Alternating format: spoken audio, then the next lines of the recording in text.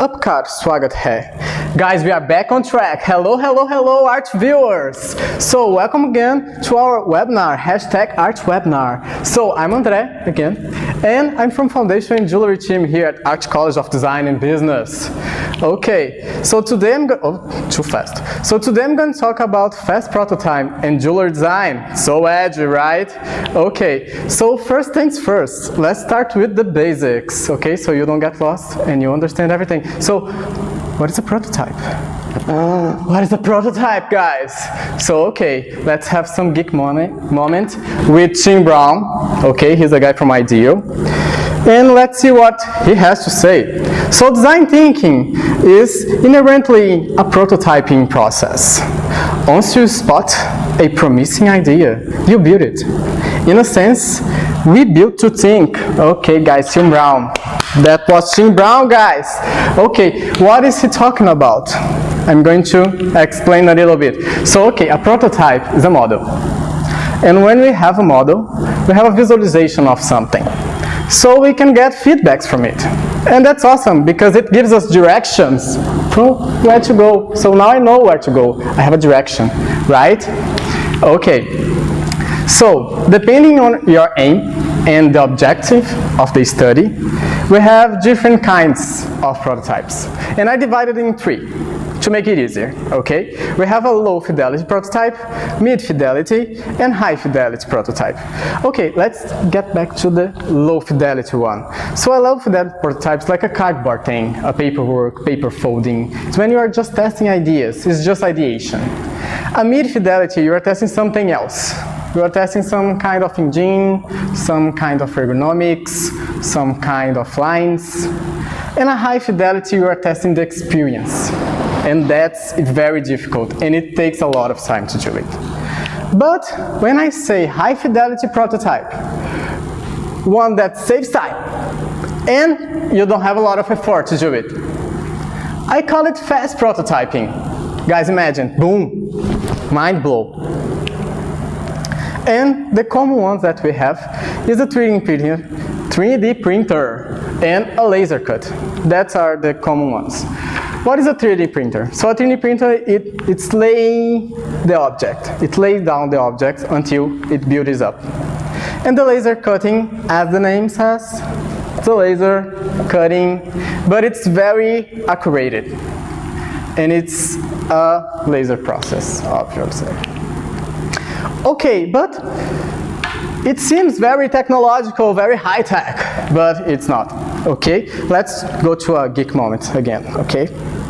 So, in 1992, Charles Hull's company created the world's first stereolithographic machine. Okay, summarizing what I'm talking about.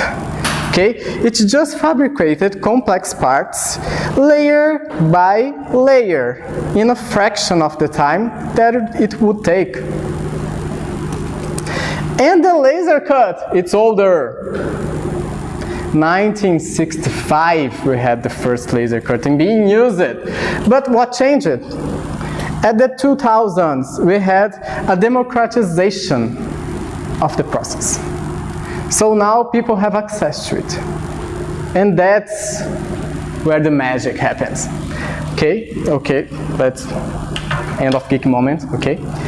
So, here at Art College, we have those machines, guys. Are you excited? Because I am.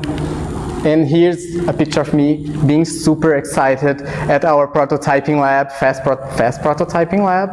See, I'm over the top there. And that's up close, me and the 3D printers. Guys, you can 3D print it here. And if you want to see more, because the photos, I couldn't stay there for longer. But if you want to see more, you can go to Google, type Art College of Design and Business, and then go to Google Maps. And we have a 316 degrees view from there. You can take a look yourself, okay? And guys, the name of this is Fast Prototyping Jewellery. How about the jewelry? What? Jewellery, how about that? Okay, you got the fast prototyping. I hope you got it. Now let's talk about the jewelry field.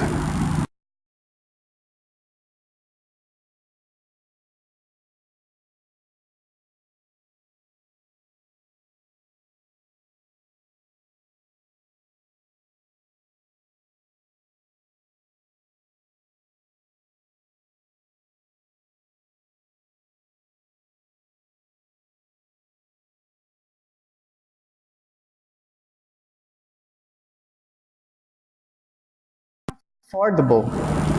So you can communicate your strategy using this kind of process. And when we join fast prototyping and traditional jewelry, we can do some things, some things. Okay, see that picture of the yellow rings? So we have a process called casting process. And we need to do a waxing treat for that. And see how everything is done there?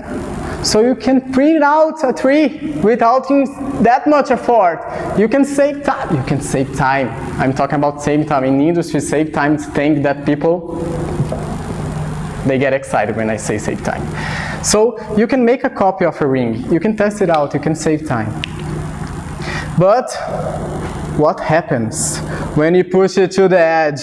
I'm on the edge of glory. Okay, well, what happens when you push it to the edge? We have a brand called Nervous Design. This happens. I'm excited. See, we have something innovative. We have something new. So you have all this organic shaping happening there, and you have the stones. And another example from the same brand. See, so organic. You can see the movement, you can feel the flow. And it was, imagine if you didn't have this process of fast prototyping. It would take so much time to build up something like that, to test it out, to make scales, to make, but fortunately we have. And this is one of my favorite architects and designer when I talk about 3D printing. Jenny Wu, she has a brand under Lace, called Lace. And see this ring. It's a beautiful piece. It's so organic. You have all the shimmery, you have all the feeling there. And it was possible because she's amazing and because of the process, of course. But we can go further. We can talk about material innovation and shape exploration. We have a Brazilian brand. So, hello, I'm from Brazil. So I'm bringing part of Brazil for you guys to see. So we have this brand, Design Tool, and it's a very good brand. See the materials. Guys, this is rubber. It's rubber. They laser cut the rubber. So you have a flow. You have a flow. See the, guys, can you imagine the touch of it? So smooth. Oh, okay. We have another example, Diana Law. So it's imitating a traditional jewelry. You have the stone there, see all those carats, see my ring, oh, the single lid, oh, okay. But it's nylon, and it's so nice. And when you bring something more, now we are going to talk about experience. Okay, we bring storytelling. So we have another Brazilian brand, and it's called Aura. So it's an app that you download, and someone tells a story. So we record a voice, so you have a memory. Imagine you have a memory of your loved one, and he's talking about your love story. And at the same time, you have a place to place your thumb there, and they track your palpitation. So while you're talking, and they are tracking these both things. And they make a pattern out of it. And then they print it in 3D, and then you have the actual object in gold. Guys, it's a memory in the shape of a necklace. This is very nice. So, I hope you have enjoyed it. And now I want to know a little bit more. If you have any question, write down below here. And I'm wearing my glasses, so I'm ready to answer for you all your questions. So let's see if you have a question. Okay. I'm more than ready to answer, guys. I'm going to put my glasses, okay? And I want to see what doubts you have. Can be related to the jewelry field, can be related to the process, can be related to something in design, can be related to life. Maybe I can give a consultancy. So, okay, we have one question here. Okay, I'm stopping using. What is the impact? What is the impact of this kind of equipment for local designers? Guys, this is very interesting, because we are talking about local design. We are talking about something that has a value. So remember that I said before about saving money and time. Imagine this for a local designer. He can innovate with a low cost, with a low budget. And this is something very amazing. This is something very amazing. So this is for me, this is the most important part. And the other part, they can innovate, they can go beyond. They can relate to the design, they can explore more, because they don't have a limit to do it, okay? So I'm seeing another question here, okay? I put in, I'm just joking, I cannot read with these glasses. Which software can I use for modeling a jewelry piece to be 3D printed? Oh, that's a good question.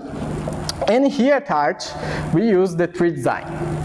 But I do recommend a software called Rhino, because you can go more crazy, you can go more organic. The software allows you to do it. But we have something more like SolidWorks and Matrix, okay?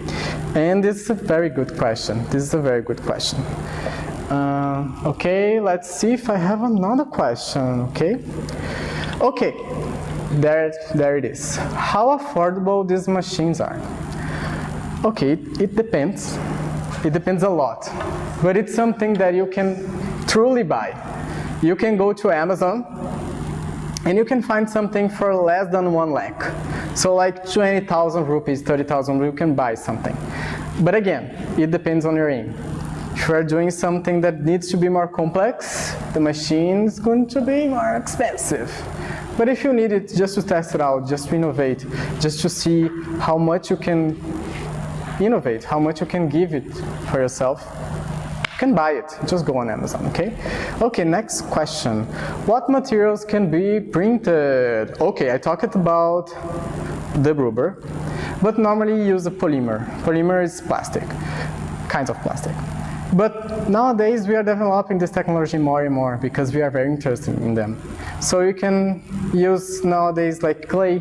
It's possible for you to do print in clay. It's possible for you to do print in concrete. We are building houses using 3D printers because of this innovative technology. And what more? Metals. You can print in metals. It's still like starting, but you can. Okay, next one.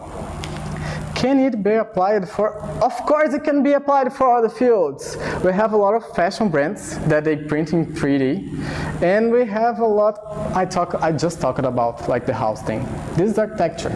So yes, this can be applied for other fields. It depends actually on you. It depends on you as an architect, on you as a professional. It depends a lot. So let's see if they have more questions, okay? Any more questions, guys? Any more doubts? We are settled. Are you settled? Are you settled? I'm settled. So, okay, thank you for being here. But before, let's take a selfie. Okay, I'm going to do a pose. Get closer to the screen. Get closer to the, I'm going to get closer to the screen.